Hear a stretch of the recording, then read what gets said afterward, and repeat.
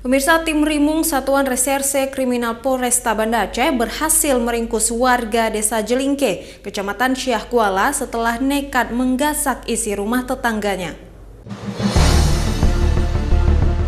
Firzia, pemuda berusia 30 tahun warga Desa Jelingke, Kecamatan Syah Kuala, Banda Aceh, tak bisa berbuat banyak saat digelandang ke Polresta Banda Aceh.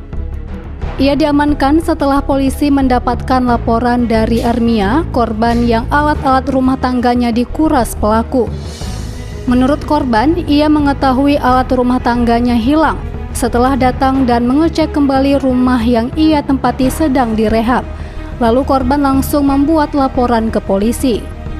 Dari keterangan sementara, untuk memuluskan aksinya, tersangka terlebih dulu memantau kondisi lingkungan di sekitar rumah yang akan ditarget.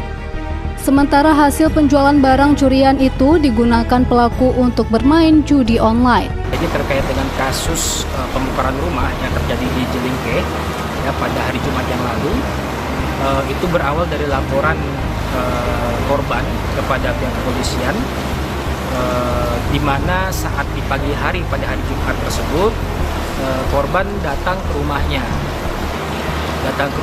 kemudian mengecek rumah tersebut karena rumah tersebut itu sedang dalam perbaikan, sehingga yang bersangkutan datang untuk mengecek barang-barangnya dan ternyata barang-barangnya sudah hilang, berupa barang elektronik maupun barang-barang yang lainnya yang diperkirakan nilai kerugiannya yaitu 25 juta rupiah.